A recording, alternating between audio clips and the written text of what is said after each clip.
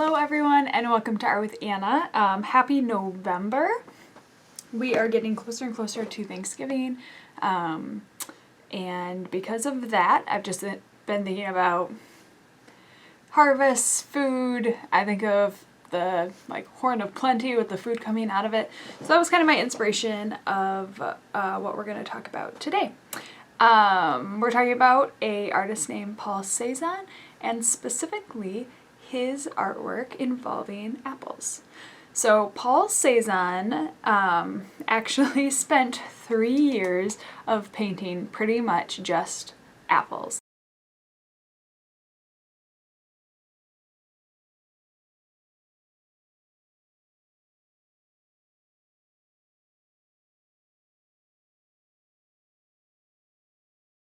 He has still life after still life after still life after still life of apples. So I'm going to ask you guys, what fruit did we say that Paul Cezanne focused on for 3 years?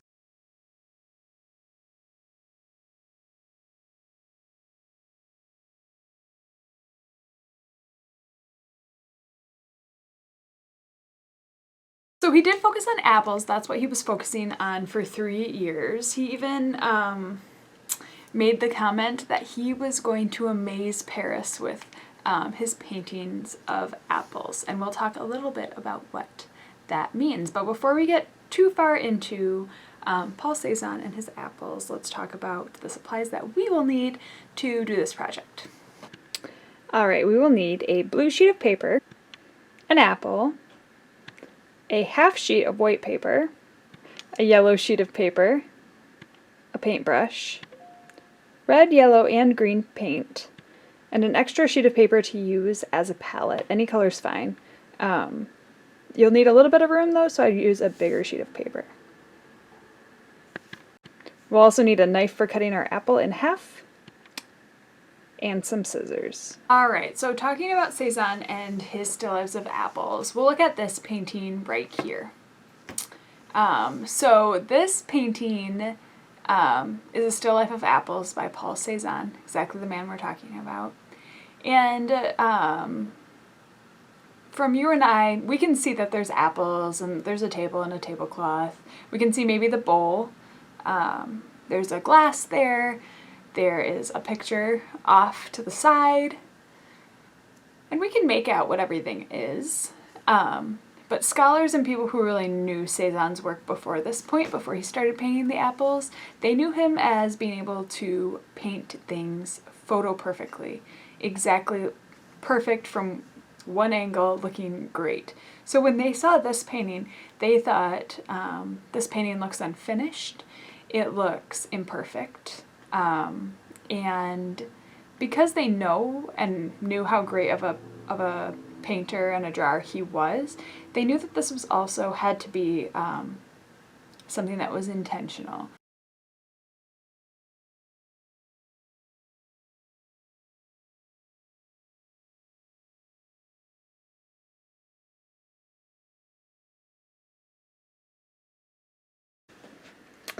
Alright, so we have our blue sheet of paper right here, and it's horizontally on our tabletop.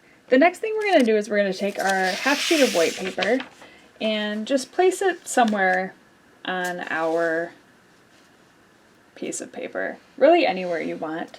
I'm going to put mine, actually I think up here.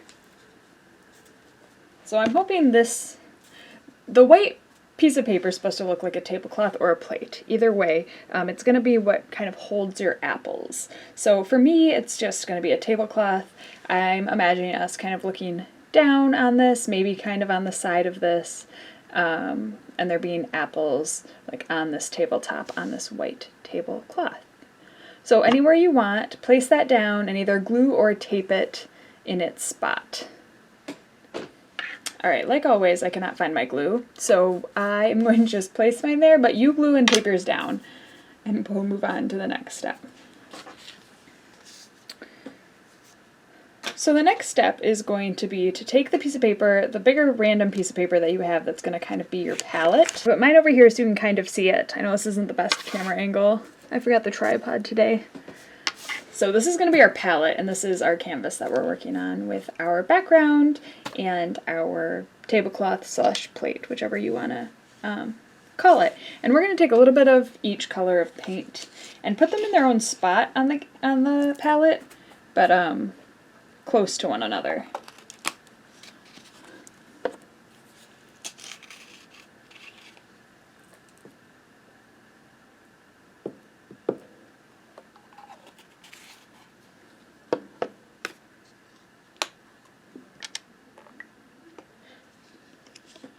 Alright, so I've got my red, my yellow, and my green set up here. And the next thing we're going to do is cut our apple in half. So we want to cut it down the center so that when we open it up, we'll see the seeds and we'll have a nice cross section of the apple. So if you are a house of 6 people, then you should have 3 apples, and each person should get their own half an apple.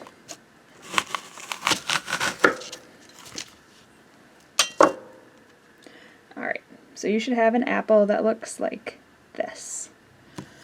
Now what we're going to do is first set our apple somewhere on our plate or sheet of paper.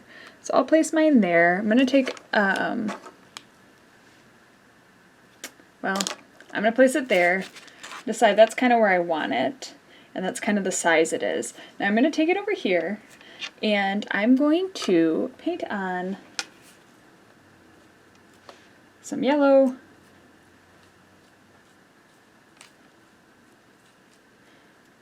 and red, kind of make it look like Cezanne's apples, and the real apple actually. If you look at this apple, you can see some variation of yellow and red, a little bit right there too. See some yellow and some red. This one's pretty red, but some apples are a little more yellow. We're going to kind of mimic that on the inside of our apple.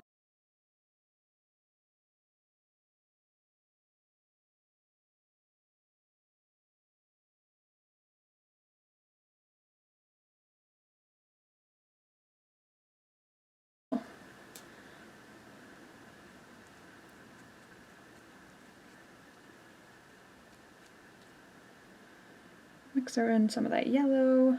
Maybe I'll put a little bit more yellow over here.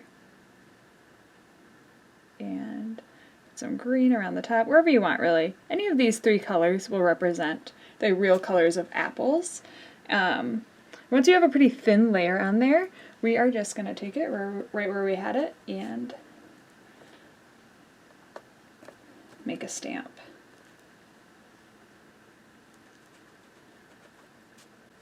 I have to wiggle it around there a little bit.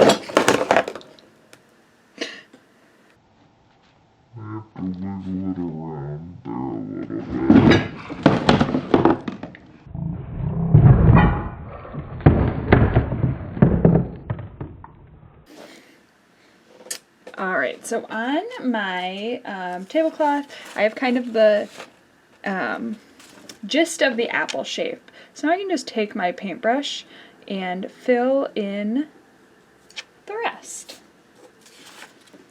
So there's my apple. It's in that spot. And we're just going to repeat this over and over until you have 3 or 4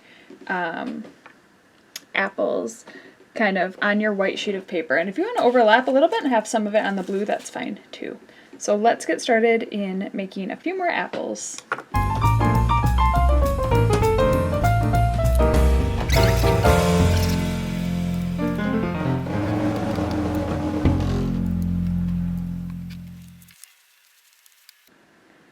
Alright, so we have a base of some apples right there. Now what we have here is what we call a still life. All of these paintings are called still lifes, and a still life can have a few purposes, but essentially what it is it's a collection of items from everyday life. So it's as if you were to just walk in and see someone's table with a bunch of apples on it, just a quick moment, this would be a still life of that. All right, so the purpose of a still life, there's a few purposes for them. Cezanne is using them to explore shape and light and looking at an object that we all know that's kind of a pretty simple shape and try to see it and look at it in different ways and have the people who are looking at his paintings kind of experience it in a different way. Maybe think of it more about just its shape and less about it being an apple, or just viewing it in a different way. So that's one reason that people would do still lives, is they would either be studying the shape of the object or the way that light hits that object. Sometimes people do a color study of still lives. They'll set up a situation of all something one color, and like maybe if it was apples, you'd have something else that's red along with it, maybe like a pomegranate and some red grapes, and you could do a still life on that. So typically still lifes can be used to kind of study and just practice painting. Other times still lifes are used as symbolism. So if you take a painting of a bouquet, a lot of Dutch painters did these, you'll typically see different insects flying off of them, and some people believe that these insects have symbolism, and they're symbols of spirits, like of angels or heavenly spirits. So sometimes when people are doing a still life, they're trying to actually take everyday objects and put symbolism to them to make them mean maybe something else or have a deeper meaning. So that can also be a still life too. And in this case, Cezanne really is just taking something that he knows about and that everyone kind of knows and trying to change it up so it's less perfect, and trying to see how he can change it where people can still know what it is but see it in a new and different way. So that's why Cezanne is doing this still life. So he's kind of studying, he's playing around with the objects, but there isn't any real symbolism, I wouldn't say. But because he isn't painting them exactly correct, which has been, up until his time in art, standard and the only thing that was known, he was getting bored with that. He could paint an apple perfectly every time without a problem.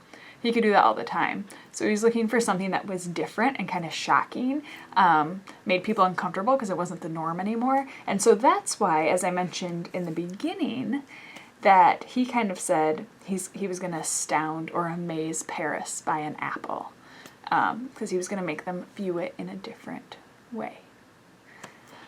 So that's kind of cool about Cezanne. He was kind of the father of abstraction, as we said, the first time people were starting to look at objects in a different way and in a less perfect way. So you could see kind of more brushstrokes, or maybe it just didn't look exactly right. So the last step we'll do right now with our apples is we're going to take our extra sheet of paper that we have, our yellow sheet of paper, and we are going to cut just circles out of it. So I'm going to actually fold mine into fourths. These circles do not have to be perfect. Like we said, Cezanne was kind of going away from things being absolutely perfect. So I have folded my paper into 4 sections. I'm going to keep them folded up like that. And we are going to cut out some circles. We want it to be about the same size as our apple. So I now have 4 circles. I should also have this paper that we kind of used as our palette that has a bunch of our paint on it. And what I am going to try to do one-handed is take a yellow circle and I'm just going to smush it right on to our paint, kind of move it around, and come up with kind of a new apple. And these we can kind of layer on top of each other a little more easily, so we can add a little depth to our painting and also just a different texture. So go ahead and keep repeating, pushing down these yellow circles onto your paint palette and coming up with little apple looking shapes that we'll also place around and then paste onto our sheet of paper. So when you've done as many of those as you'd like, should be left with kind of an abstract painting of apples on the table. And if you do want it to look more like an apple and you're feeling like it's not apple-ish enough, I don't know if that's the word apple-ish, but I just made that up. You can go on in. I'm going to take these apples off. You can go on into your apples and draw just a stem. You could do a little leaf. I don't know if you can see that. You could do it better than that if you wanted to. I'm going to fill it in a little bit better.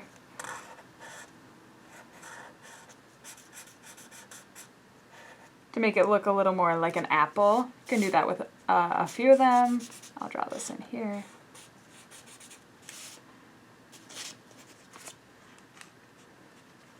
Make out a little bit more that those are apples.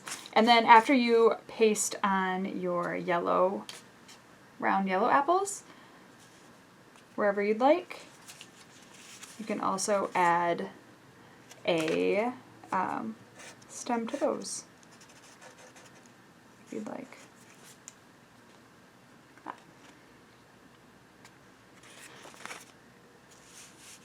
So when you're finished, you should have a nice plate of apples, and they shouldn't look perfectly like apples. You should have a sense of it, that you can kind of tell they're apples, but not exactly.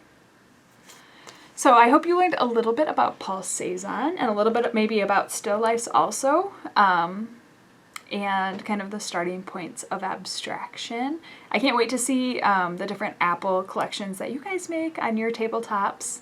And I think this would be a great thing to show off to parents too, or families if you're seeing them this Thanksgiving. I hope everyone is staying healthy and safe out there, and I will see you guys back in December, and we'll go from there. All right, I'll see you guys later. Happy Thanksgiving.